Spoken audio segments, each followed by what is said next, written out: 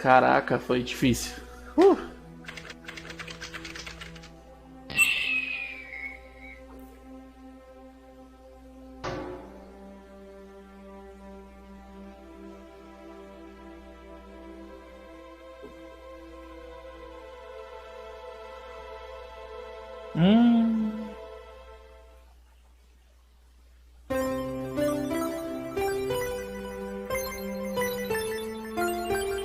Ó, como eu escapei, com dificuldade. Eu não A consegui dar single essa. bored-looking guard stood between us and the exit. All the other soldiers must have been at the main gate, either being entertained or annoyed by Mr. Silton and the others. "How do we get past him then?" whispered Heather as we crept closer. The old lady smiled. "I'll create a distraction and you two run for it," she said. "No, Mum," said Heather. "If we're leaving, you're coming too." But Mr. Logan soon solved our dilemma. Sempre ele. As we quietly jogged through the exit, Mr. Silton and the others tore round the corner in the van before screeching to a halt. All the while Mr. Preston shouting and gesturing for us to get in. When things had finally quietened down, I asked Heather what was going on. "It all changed after Dad died," she said, explaining that because the professor didn't want anything to do with me, the old man's financial investors split the company into 12 divisions and began manufacturing all sorts of robots. So the old man, he was actually my creator, my maker. I suppose a more poetic man might have called him my father. Soon, the robots were sold to every country, Heather continued, saying that when a small skirmish in the Middle East turned into a global war, every country started using robotic troops. In literally less than a day, every country's robots realized that the other robots were not the problem, the humans were, and, very logically deserted, with disastrous consequences.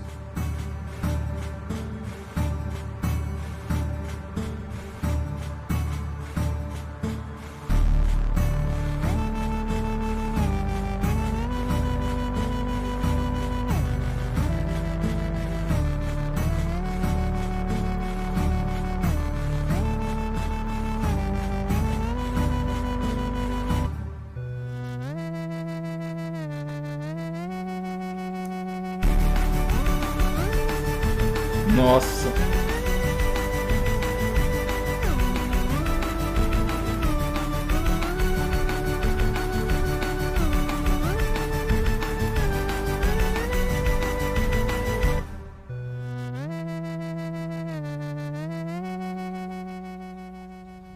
Pesado. It suddenly all made sense. What the professor had said, all the other robots, and why no one ever wanted to talk about the war when I was around. All of a sudden, Alice shouted for everyone to hold on. We were being followed.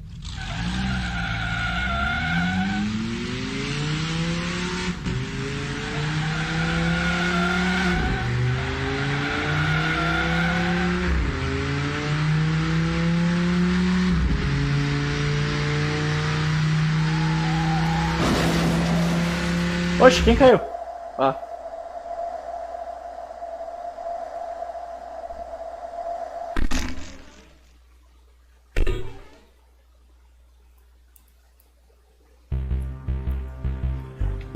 Será que ela caiu no mesmo lugar que da primeira vez?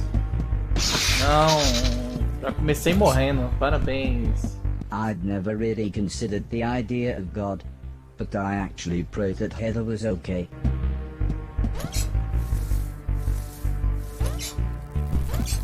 Nossa, tem cabos na floresta. Ai!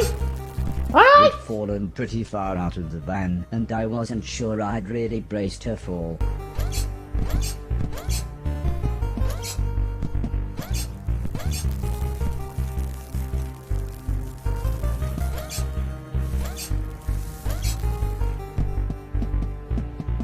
Heather greeted me with a calm smile. "I thought you'd find me easier than I'd find you, so I thought I'd stay put." I made a small shelter as quick as I could. It was soon pitch black and starting to rain, so Heather had suggested we rest. In the morning when there would be better light, We could try to find our way home. I don't think Dad ever imagined this would happen, said Heather with a sad look in her eye. I mean, he would always talk about how he'd dreamt of a robot when he was a young boy. He was so happy when you finally turned up. I honestly think he thought robots like you could help the world, not kill millions of people. Death is really sad, I said. It was an obvious thing to say, but Heather nodded. When my best friend died, she continued, I asked Mum why people had to die. She said it was to make room for new babies to be born. I don't know why, but this made me feel both happy and sad at the same time.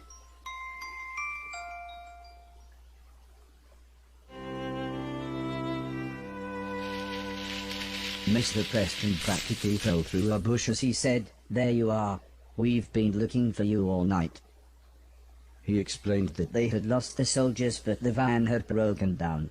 Luckily though, it was actually only a short walk away. I must have looked sad when we got back, as the old lady sat down beside me. "What's the matter?" she asked. I told her that Heather had explained the war to me. The old lady sighed, "It's not your fault," before saying how the original idea was for the robots to be raised like children, learning and developing their own consciousness. But when the old man died and I was shut down, my consciousness was taken, hacked, and copied to every other robot, to bypass the growing up stage. Heather explained that every robot had a tiny bit of my memories, of the old man, the house, of everything. So when the war broke out, hundreds of unstable robots kept arriving at their house. I think it was like some kind of pilgrimage for them, said the old lady. That's why we created a scrambling signal. It only works within a few hundred miles, but turns any unlicensed or illegal robots close enough into mindless zombies. That's another reason we were surprised to see you.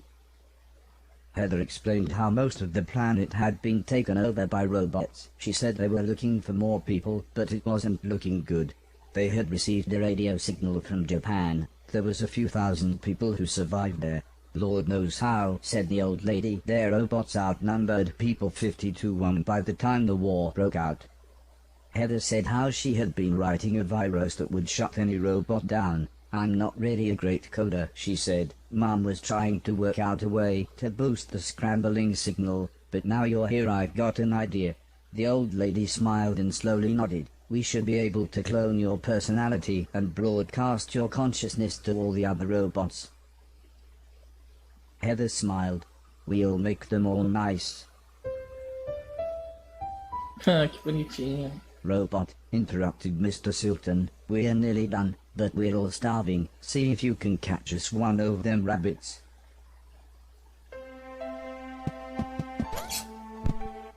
When I got back, I told everyone that I couldn't catch anything. I don't think anyone was too disappointed. Pô, eu ia procurar...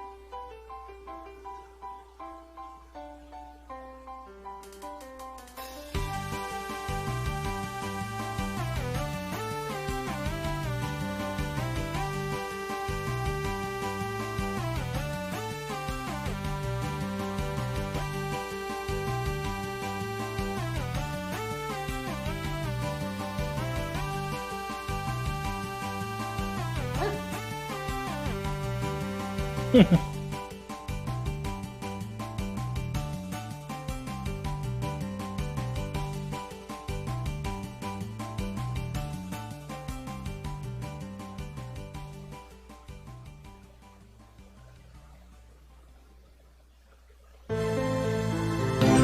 Eita, eita, eita! Cara, essas caveiras eu acho que é do Doom.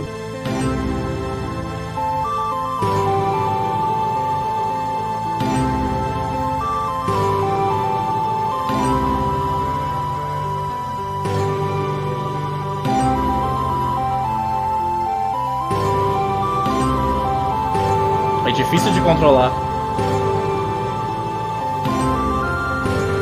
Doom ou Mortal Kombat, é um dos dois.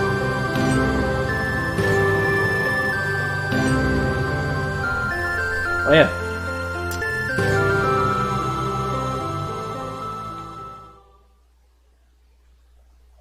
In the morning, Sim and Alice brought the blind man to the house. Despite his lack of sight, he was quite the computer expert. He talked the others through the process of setting up a video phone. He said it should serve our purpose, but the low bit rate might make everyone's faces look a bit blocky.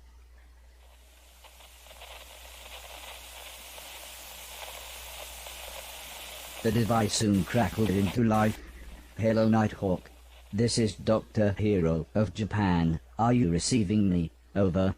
Hello, said the old lady. This is Nighthawk. It's good to speak to you again. Dr. Hero explained that something had gone wrong and the enemy robots had nearly breached their defenses. We have everything we need to broadcast our nice virus and make the robots far more passive. It might take a few months. Can you hold out until then? Dr. Hero sighed. Well, we'll have to. I spent the rest of that day helping Sim and the blind man set up a computer with what they called the internet. Big chocolate.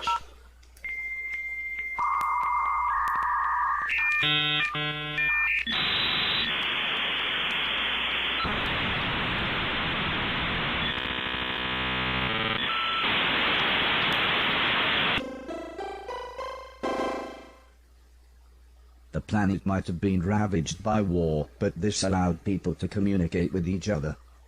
The old lady was concerned about viruses and other technical-sounding things, explaining that they might infect me. But Mr. Silton talked right over her, as he convinced everyone it was a great idea. It was amazing. When Heather and I looked at it, there was nothing but video games and awesome cartoons. When Mr. Preston looked, it was all strange conspiracies and ghosts. Mr. Logan saw guns. Alice saw that her church was having a summer fete. For Mr. Deck it was operas and subtitled films. But when Mr. Silton looked at it, I was shocked to find the entire thing was full of naked ladies.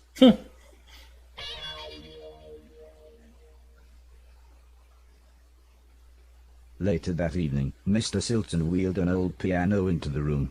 Heather smiled as she explained that her parents had bought it for her when she had seen it in an old junk shop. As a thank you, she had written a piece of music for her parents, which one day she tried to play for them.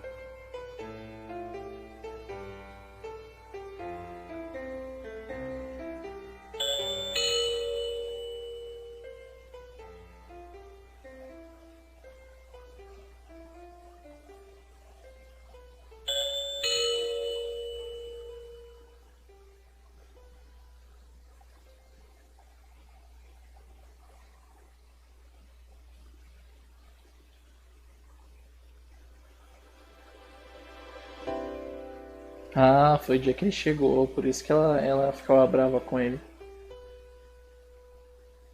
For some reason, she then gave me a huge hug and suggested I might like to play the piano with her. Ah, droga.